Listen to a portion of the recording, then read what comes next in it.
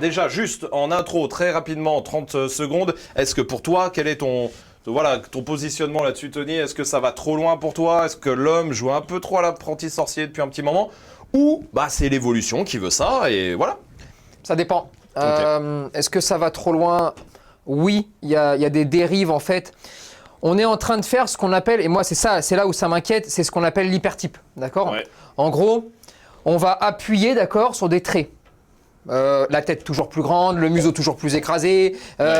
Si on les veut grands, on les fait encore plus grands. Si on les veut gros, on les fait encore plus gros. Ouais. Ça me fait très peur. Je vais pas te le cacher. Pour moi, ça c'est le plus dangereux, d'accord? Ouais. Après, sur les nouvelles races qui arrivent, là je suis un peu partagé parce que qu'est-ce qui empêcherait d'en faire de nouvelles aujourd'hui alors qu'on en a fait des nouvelles il y a une centaine d'années? Et puis oui, mais maintenant, d'un autre côté, ce qu'il faut aussi chercher à savoir, c'est pourquoi on les fait, dans quel but. Moi, il y a des choses qui me font peur. Quand on fait, par exemple, quand on crée de nouvelles races en tant qu'animaux de compagnie, par exemple, ce qui me fait peur, dans le côté, on a fait un animal de compagnie pour qu'il ne fasse rien, alors que le chien, toutes les races ont été créées pour faire quelque chose. Ça veut dire que ces chiens-là vont se retrouver dans des familles qui vont le prendre comme une peluche, qui vont le prendre pour mater la télé, et donc on va en faire des chiens malheureux parce que ça reste des chiens. C'est là où ça m'inquiète un petit peu. Très bien. On va parler de tout ça. En tout cas, réagissez, vous, Karine, qui dit un débat sur cette veste. Non, pas ce soir. Tout à l'heure, en tout cas. Pour l'instant, on est dans l'évolution des races. On parlera hypertype, évidemment, tout ça. On a des éleveurs qui sont avec nous. On va parler des races, des nouvelles races pour démarrer avec Fahem, qui est là, éleveur chez Sopomski. C'est un élevage de Pomsky, tout simplement. Tout est dans le titre. Et puis Anouk aussi, les légendes du New World. Ouais. C'est ça les Américains, qu'est-ce que je vous l'ai dit, qui est éleveuse de Dogue de Bordeaux. Salut à tous les deux, bienvenue. Bonsoir. Bonsoir, bienvenue à vous deux. Merci d'être avec nous pour un petit quart d'heure pour débattre. On va commencer évidemment sur ces nouvelles races, comme on les appelle. Il y a aussi les Labradoodle qu'on n'a pas cités. Et il y a les Pomsky, évidemment, avec toi, Fahem. Toi, tu es... En voilà un, évidemment. Et c'est un chiot, c'est un adulte Elle a 4 mois. Elle a 4 mois, d'accord, très bien. Mais alors, on est d'accord, le Pomsky, et là, Fahem, c'est sous ton contrôle, tu me dis si je me trompe, mais on a voulu faire, grosso modo, le but c'était quoi? De faire un husky plus petit, c'est ça? Le husky plus petit est déjà fait en fait avec l'Alaskan Klickies qui est reconnu aux États-Unis. Là, c'était surtout créer des mini-loups. D'accord. Des mini-loups. L'Alaskan Klickies a déjà été reconnu et là, on travaille vraiment des lignées pour avoir de mini-loups. D'accord, très bien. Ça, adulte, c'est à peu près quelle taille un Pomsky? Ça varie.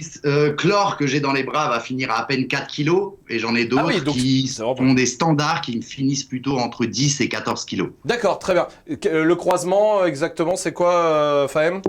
Le loulou de Poméranie croisé au husky. D'accord. Très bien.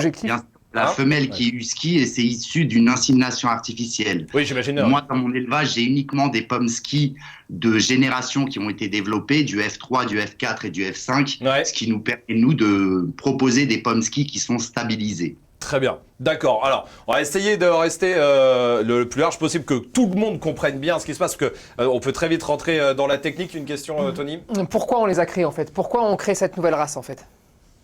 C'était simplement au niveau du husky. Au départ, en fait, l'éleveuse aux États-Unis en 2012, la race n'a que 10 ans. Ouais. Elle vient juste d'être créée, en fait. Elle rêvait d'avoir des huskies, mais beaucoup plus petits. Elle avait dans son élevage 3 mini-huskies.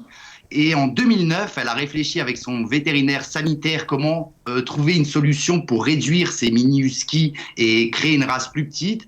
Et après plusieurs tentatives avec différentes races, le Spitzklin, l'American Eskimo et le loulou de Poméranie. Lorsqu'avec le vétérinaire, ils ont fait la première insémination, le résultat a été fou. Et en fait, ce qui s'est passé, c'est surtout au niveau des réseaux sociaux.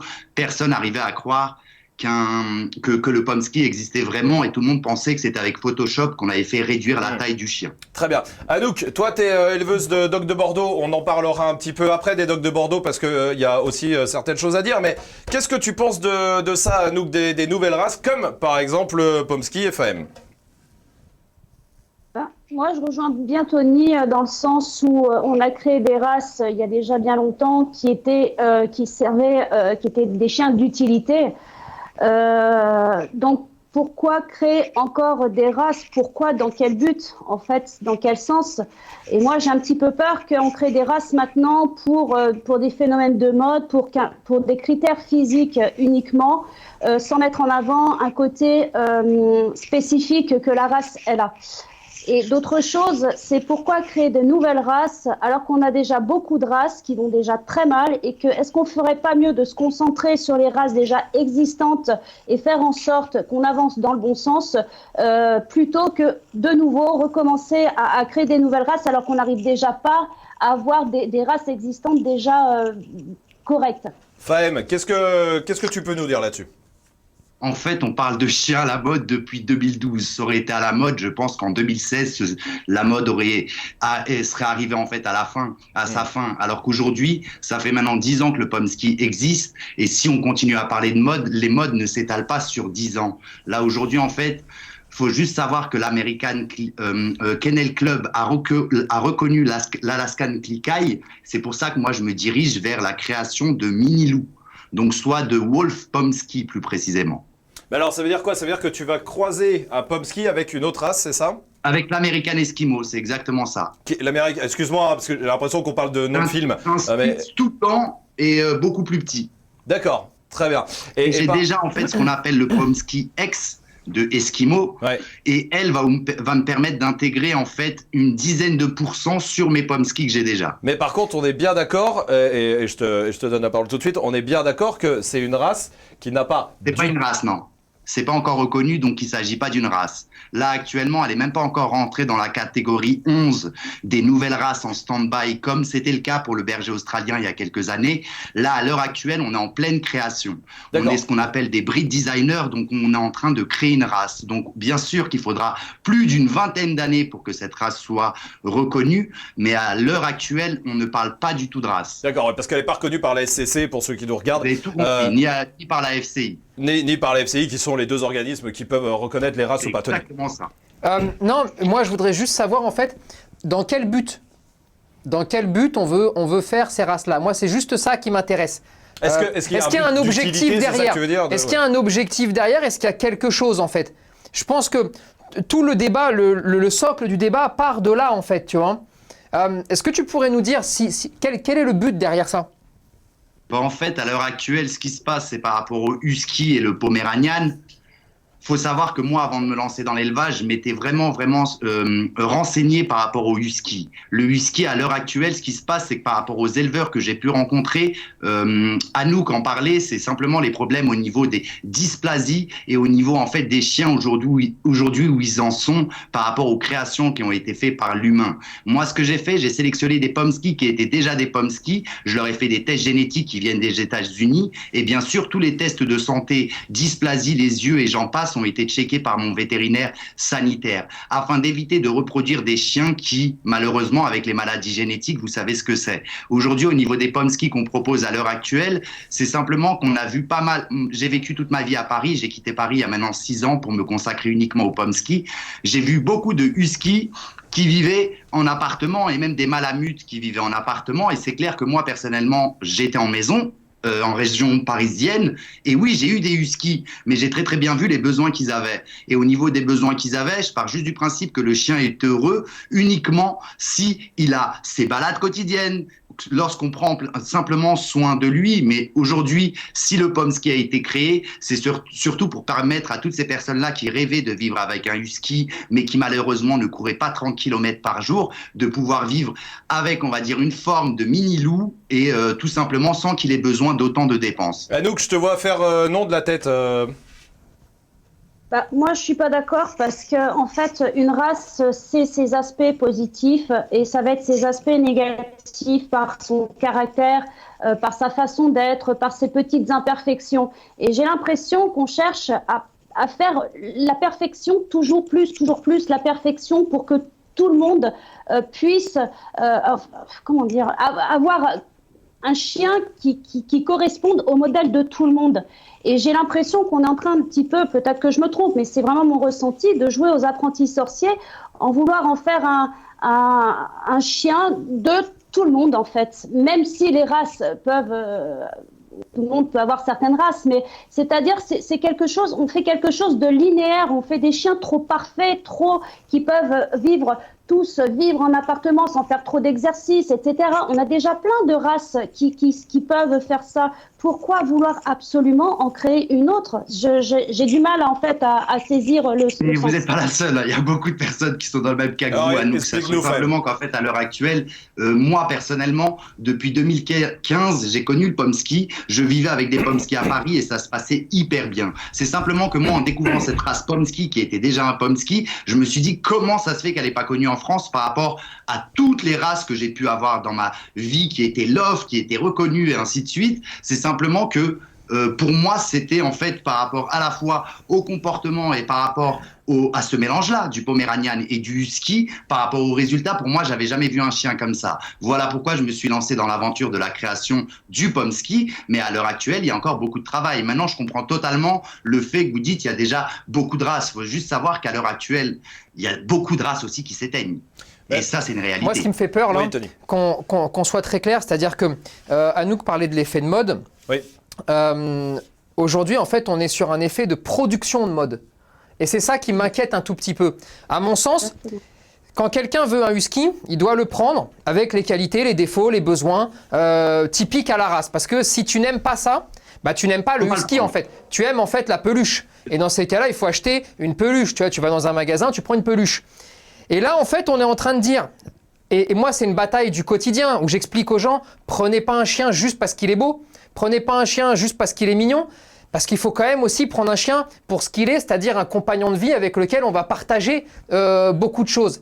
Et là, en fait, on est en train de créer des choses juste pour les gens qui veulent une peluche. Parce qu'on prend un husky, mais ça court trop, donc on va lui foutre un spitz parce que ça court moins, et puis après, peut-être que demain, on le trouvera trop petit, on mettra un dog allemand, et puis ensuite, on y mettra un serpent, parce qu'on voudra qu'il pique. Je suis désolé, hein, je suis un peu piquant là-dessus, mais il y a tellement de dérives de races, et je suis tellement en colère après beaucoup d'éleveurs dans des races déjà existantes qui sont en train de faire n'importe quoi, que si en plus il faut partir lutter avec un bouclier et une épée sur des nouvelles races, eh bien on va finir en fait avec de nouvelles races qui débarquent et qui vont faire des dégâts énormes, comme le Bandog par exemple, qui sont des chiens qui sont 2 fois comme un Rottweiler et qui sont des machines de combat. Et pourtant, on a une éleveuse qu'on connaît bien et qui fait des super chiens, tu vois.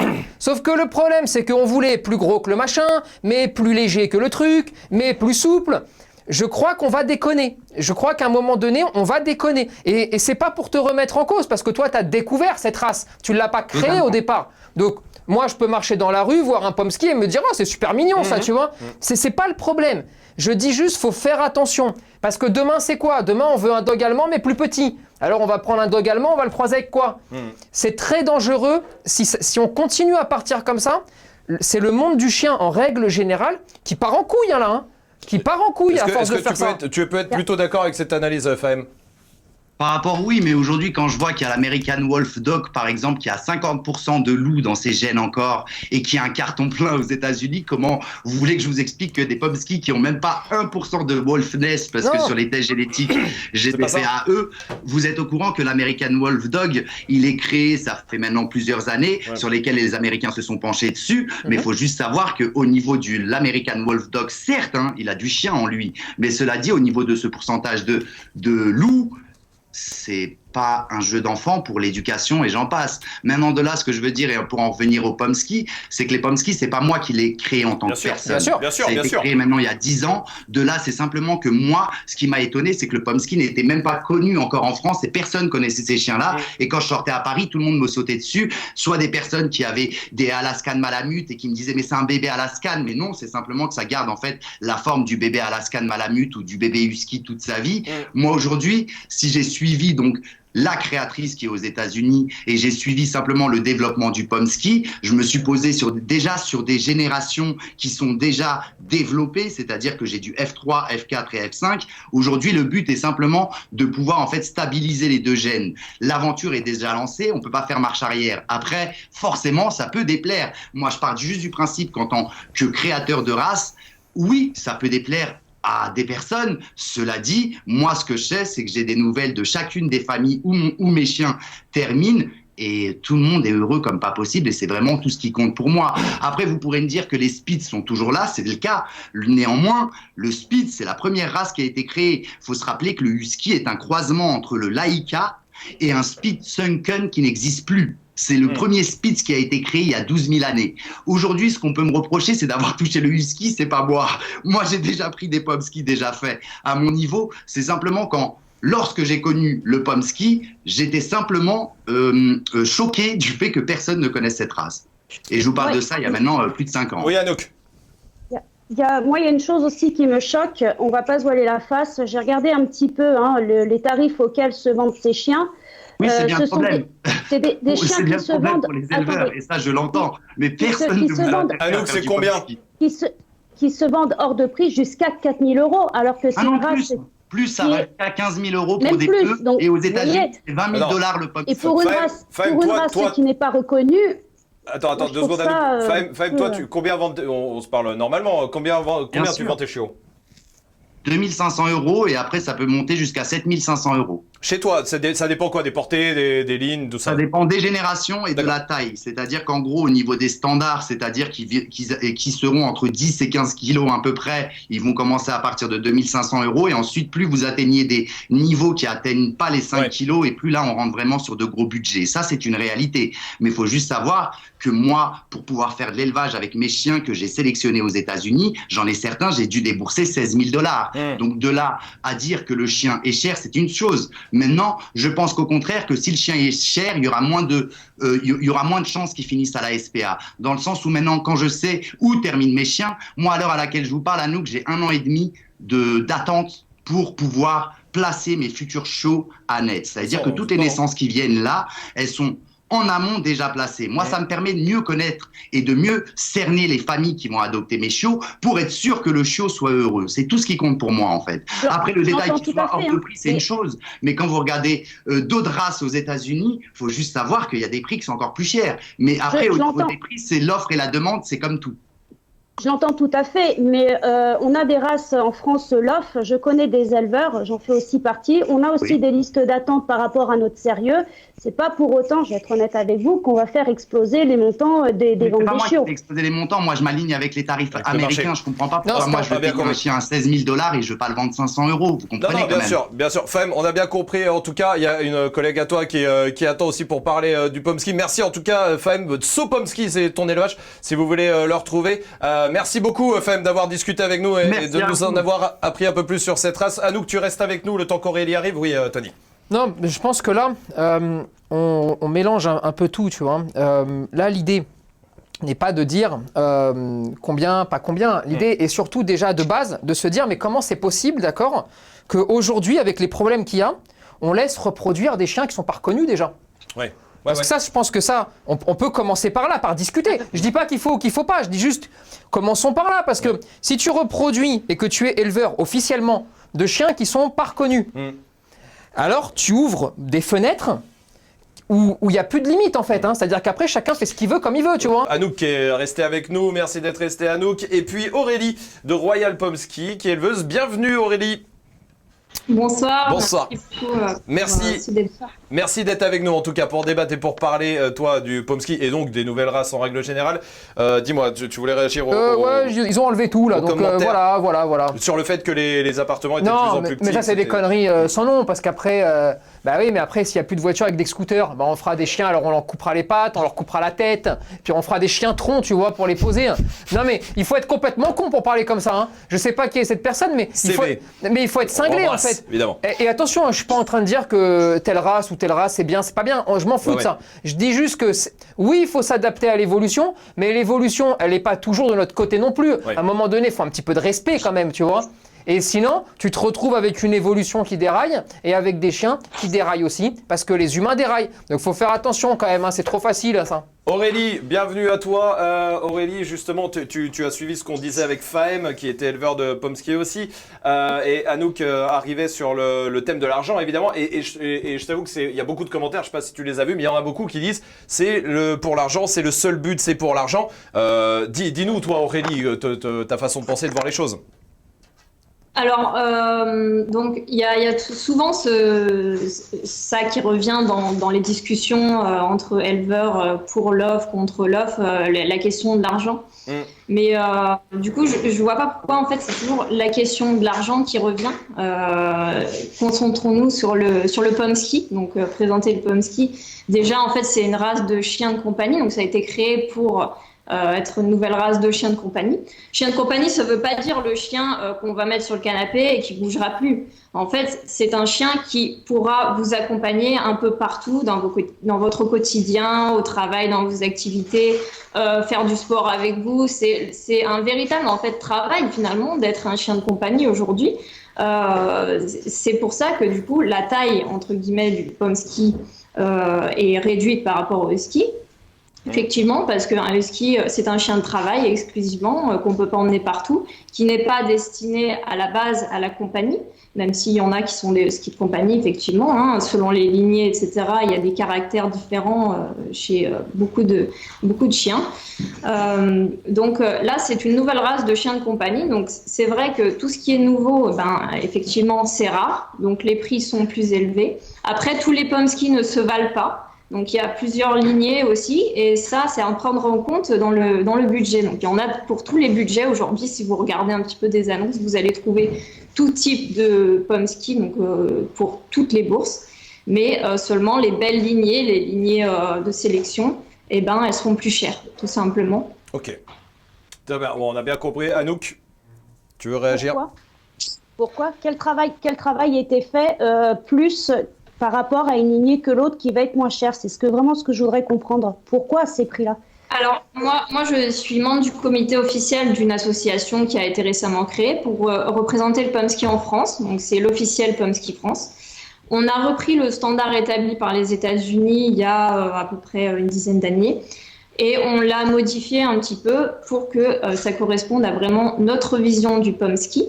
Donc, il y a un standard qui est établi. Et on respecte ce standard. Si le Pomsky est hors standard, il ne correspond pas à ce standard-là, il va être moins cher, évidemment. Après, tout dépend de la sélection que vous allez faire. En fait, si vous prenez, aujourd'hui, tout peut s'appeler Pomsky, vu qu'on n'est pas dans le LOF, il n'y a pas vraiment de réglementation. C'est pour ça qu'on a créé ce club de race. Il y en a d'autres qui existent en Europe, un peu partout dans le monde.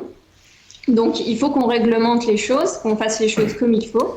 Et les lignées, en fait, dont les grands-parents ont été testés, donc dont les parents sont testés, les Pomsky, correspondant aux standards, avec des robes plus travaillées, avec du marquage de ski, vraiment, des tailles et des générations avancées, sont plus chers que des Pomsky, par exemple F1 de première génération. Pourquoi? Parce que quand on prend un Spitz et un Husky, on va avoir un résultat qui va être aléatoire au départ. Donc c'est la première génération, on ne peut pas prévoir vraiment ni la taille, ni le physique, ni le comportement du chien. Et après, on va devoir sélectionner. Mais non, mais c'est très... Alors, il y a plusieurs choses. Oui. La première chose, et moi je peux comprendre les éleveurs qui ne sont pas contents, c'est-à-dire que vous n'êtes pas soumis aux mêmes règles. Comme c'est un chien qui n'est pas reconnu, s'il n'est pas dans le standard, c'est pas grave, ça reproduit quand même. Vu que personne ne peut les confirmer, c'est pas grave, ça reproduit quand même. Et donc moi je comprends aussi les autres éleveurs d'autres races reconnues qui sont un peu soumis quand ils veulent bien travailler à cette reconnaissance, au moins à être là. Donc, mais comment dans le processus de création d'une race, on commence évidemment. Et qu'est-ce qu'on en fait des chiens? Qu'est-ce qu'on en fait des ratés? Les brouillons, on en fait quoi en fait? Parce que là, le vrai problème, c'est qu'il n'y a jamais eu autant de chiens en circulation et on est en train en plus de réinjecter des brouillons. C'est ce que vous venez de dire. Mais moi, je suis d'accord avec vous là-dessus. C'est-à-dire que la première génération de Pomsky, il faudrait plus en produire maintenant. Ah non. Parce que du coup, justement, les gens, entre guillemets, se retrouvent avec des brouillons.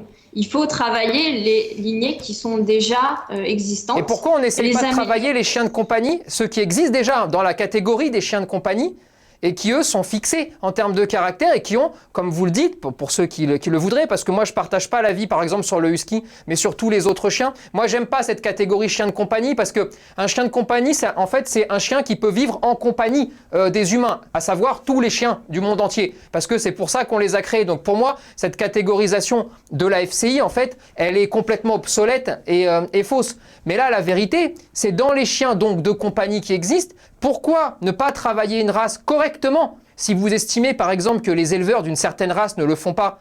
Et comme ça au moins on a déjà une vraie race, plutôt que de commencer à créer des choses.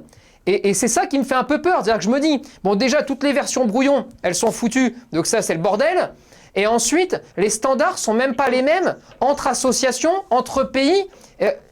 C'est un peu compliqué, mais vraiment, je dis ça sans, je veux pas m'en prendre à toi. Hein. Mais en fait, la question n'est pas une, parce que s'il n'y avait pas eu de processus de création de race avant, aujourd'hui, on ne serait pas là en train de discuter, en fait. Mais le processus de création de race, il a toujours été mis en place parce que l'humain avait besoin de travailler avec le chien. Donc, il y avait un vrai but derrière. C'est tout comme... Non, mais c'est comme quand on va chercher un vaccin, par exemple. On ne cherche pas un vaccin pour le plaisir de chercher un vaccin sur une maladie qui n'existe pas. On cherche un vaccin pour soigner sur une maladie qui existe, par exemple. Donc là, à l'époque, on s'est rendu compte qu'on avait besoin d'animaux, en fait, pour travailler à nos côtés. Et le chien, qui est avec nous depuis la préhistoire, hein, eh bien, c'est porté volontaire, entre guillemets, parce qu'il avait les liens d'attachement les plus forts à l'humain. Et donc, on s'est dit, travaillons dans ce sens-là, parce qu'il a des aptitudes à travailler en relation avec l'humain qui sont absolument extraordinaires. Et donc, eh bien, on a lancé des processus de développement, il y a maintenant des centaines d'années en arrière, d'accord ? Pour justement sélectionner les races en fonction de ce qu'on voulait en faire, etc., etc. Et puis un jour, on a dit, maintenant il faut fermer la marmite, parce que ça suffit, il y a beaucoup de races, énormément, peut-être même trop, hein. Et surtout, ça devient le bordel, parce que même les races qui sont faites maintenant, eh bien, il faut d'abord les réglementer, il faut d'abord que tout le monde fasse bien son travail, si on veut qu'au moins les races qu'on a créées à la base soient toujours aussi formidables que ce pourquoi on les a créés. Et donc là, je me dis, mais pourquoi, alors qu'on n'en a pas du tout besoin, on va refaire souffrir. Et c'est là où je dis bien, et je te dis bien, pourquoi on va refaire souffrir des centaines de chiens, parce que forcément, à chaque fois qu'ils partent en brouillon, eh ben, comme ils partent en brouillon, ils sont pas bons. Et comme ils sont pas bons, c'est le bordel. Un brouillon, c'est un chien tout à fait... avec un tempérament qui n'est pas stable, avec un comportement qui n'est pas stable, avec des maladies qui ressurgissent, et vous allez les écarter au fur et à mesure. C'est ça, on est d'accord. Ah, il n'y a pas de maladie chez le Pomsky, bah, c'est cool. La première génération de Pomsky, quoi qu'il en soit, les parents doivent être testés. Les grands-parents doivent être testés. On ne va pas parler de maladies, puisque de toute manière, dans le LOF aussi, il peut y avoir des maladies. Hein, je veux dire, c'est mais pas bien sûr, évidemment. Mais non, mais évidemment qu'il peut y avoir des maladies. Et c'est pour ça qu'il faut que les éleveurs continuent à faire le job pour les dépister, celles qui sont dépistables. Aujourd'hui, il y a beaucoup de races qui sont des chiens de travail. Par exemple, je sais pas moi, le border collie, n'importe quoi. Et aujourd'hui, pourquoi on n'aurait pas le droit de créer un chien qui soit adapté au mode de vie de la majorité des gens, qui soit pas un chien de travail? C'est-à-dire rien branler, c'est-à-dire rien faire. Non mais moi, c'est ça qui me fait peur. En fait, moi, c'est pour le chien que ça m'embête. Parce que si on crée un chien qui aime bien rien branler, le problème, c'est qu'il va tomber chez des gens qui aiment bien rien branler. Et donc, on va avoir un chien qui va être un peu trop gros, qui va pas faire assez d'efforts, qui va pas être socialisé. Et en fait, qui va pas avoir une jolie vie, en fait. Aurélie, c'est surtout ça, moi, qui me gêne. Ça, Aurélie, est-ce que tu comprends? Vous répondez complètement, vous faites les questions et les réponses. Qui vous non, dit je fais que les réponses là pour doit être un toi. qui ne fait rien? Bah oui. Personne. Bah c'est toi. Un chien actif qui a besoin de. Bah toi. C'est un chien de compagnie qui a besoin de tenir compagnie à l'homme, c'est-à-dire l'accompagner dans son quotidien, mais pas en faisant rien. Quelqu'un qui me dit je fais rien, je lui dis pas prenez un Pomsky. Mais comme tous les autres chiens. Actif. Tous les autres chiens tiennent compagnie à l'homme et peuvent l'accompagner dans leur quotidien. Tous, sans aucune exception. Est-ce que Aurélie, par exemple, tu comprends quand tu dis on crée une race qui est plus adaptée à des gens qui ne veulent pas de chiens de travail, comme tu dis, forcément, tu as des gens qui vont comprendre, même si c'est peut-être pas ce que tu dis, mais tu as des gens qui vont forcément comprendre. Ah bah ça veut dire que ces chiens-là, on n'a rien besoin de faire, ils sont contents. Tu vas me dire que non, c'est pas vrai, mais est-ce que tu comprends que forcément ça résonne un peu comme ça dans le discours?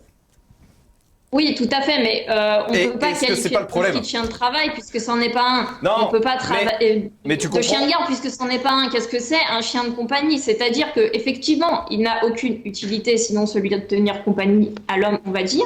Mais ça fait des millénaires que ça existe. Je veux dire, le Pékinois, il est apparu, c'était le chien de compagnie de la cour impériale. Ça a toujours été en fait. On fait juste ce qui a toujours été. Sans langue de bois, tu sais très bien que, enfin moi j'ai découvert cette race il y a pas très longtemps. Forcément le premier truc que tu te dis c'est waouh c'est trop mignon, c'est une peluche, ça c'est vrai. Et tu sais très bien que forcément la plupart des gens qui veulent un pomsky aujourd'hui. Ils pensent pas chien, ils pensent peluche. Et encore une fois, je dis pas que c'est ce que vous voulez, mais c'est un peu la réalité. Et tu peux pas nier que la plupart des gens qui achètent un pomsky, c'est parce qu'ils veulent une peluche un peu vivante. Pas du tout. En fait, ça se voit que vous connaissez pas vraiment les familles. Non, on connaît pas les chiens, nous. Non. Et par contre, faire reproduire les animaux qui peuvent pas reproduire naturellement, c'est normal? Attends, laisse-moi finir parce que. Non, est-ce que c'est normal, juste? Est-ce que c'est normal? Est-ce que la nature... Normal. Est-ce que créer un hypertype, c'est normal? Non, c'est pas normal. Non, mais moi je te réponds, c'est pas normal. Alors normal, qu'est-ce qui est normal ou pas normal? C'est pas naturel. Ce qui est normal, c'est de faire les choses correctement. Justement, aujourd'hui on utilise l'hypertype, c'est pas normal. Moi je te le dis, non, mais c'est pas de l'hypocrisie.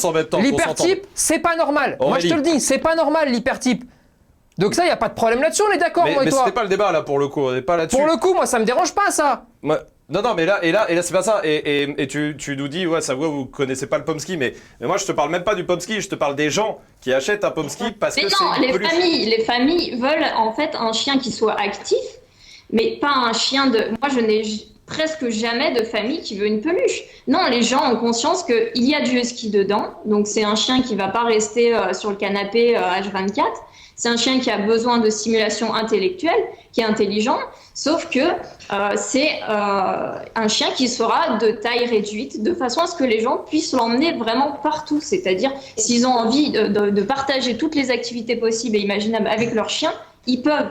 Aujourd'hui, tout en ayant le physique d'un petit nordique, mais comme tous les chiens, avec cette allure majestueuse. Il y a déjà plein de races comme ça. Il y a déjà plein de races qui existent. Mais il y a déjà plein de races à la SPA. Alors à ce moment-là, pourquoi on fait de l'élevage? Vous voyez ce que je veux dire? C'est un autre débat. Des races de chiens qui existent déjà pour ça. Encore une fois, je vais revenir sur ce que je disais tout à l'heure. Pourquoi vouloir créer une race? On sait très bien comment ça va se passer. Ça va finir avec des chiens avec des tares dans le futur, dans quelques années. Ça va finir avec encore une autre race nouvelle, encore avec des problèmes. On a déjà plein de races sur lesquelles on doit travailler et qui sont tout à fait aptes à mener ce mode de vie. Pourquoi vouloir absolument ramener encore quelque chose de nouveau qu'on va encore pas maîtriser, ou ça risque au bout d'un moment de partir en sucette comme les autres races? C'est ça que je comprends pas. Aurélie, on va terminer là-dessus. Dis-nous, réponds et on finit là-dessus. Oui, de la même façon que ça a toujours été, les races ont toujours été créées. Par exemple, le briard, il y a quelques années, c'était un chien très à la mode. Maintenant, il y a très très peu d'éleveurs de briard. Mais c'est pas, il y a des races à voir. C'est pas le débat. Il y en a d'autres qui naissent. Parce que le briard, il a été créé pour d'autres choses, pour une utilité. Tu me dis si je me trompe. Bien sûr qu'il a été. C'était un chien de berger français. C'est le chien de berger français, d'accord? Maintenant, ça n'a rien à voir, ça. En tout cas, je pense que tout le monde, et vous êtes nombreux à réagir sur YouTube, sur Facebook, tout le monde aura participé, et je pense que c'est un débat qui est pas fini et qu'il faut continuer d'avoir. Là, le temps fait que on va être obligé de clôturer maintenant. Aurélie, merci de nous avoir un peu plus éclairé, d'avoir aussi défendu ton point de vue comme tu l'as fait, parce que c'est important. Il y a beaucoup de gens qui répondent. Il y a Red qui dit tant qu'on assure la bonne santé du chien, je vois pas où est le problème. Il y a Oui qui dit il existe déjà des races de petits chiens, du coup pourquoi en créer une autre? Effectivement, c'est toutes les questions qu'on s'est posées. Aurélie, merci. Anouk, on parlera pas des dogs de Bordeaux, on parlera pas des bulldogs aujourd'hui, mais promis, on en parlera dans un prochain débat. Parce qu'il y a beaucoup de choses à dire, comme Aurélie le disait, sur les hypertypes, tout ça. Et là, Aurélie, elle a raison. Bien sûr, elle a entièrement raison. Il y a beaucoup de dérives dans les races déjà existantes, ça on est tous d'accord. Et je pense qu'on parlera de tout ça promis, Anouk, dans les 2-3 semaines, on refait un débat, parce que ça aussi, voilà, on voit tous les commentaires et tout le monde est très intéressé. C'est vrai que c'est l'avenir aussi de nos chiens. Bien sûr. C'est l'avenir du chien avec un grand C, donc c'est un débat qui est très intéressant et qui est important à avoir. Merci à vous deux d'avoir débattu avec nous. À bientôt. À bientôt. À bientôt. Merci Aurélie aussi.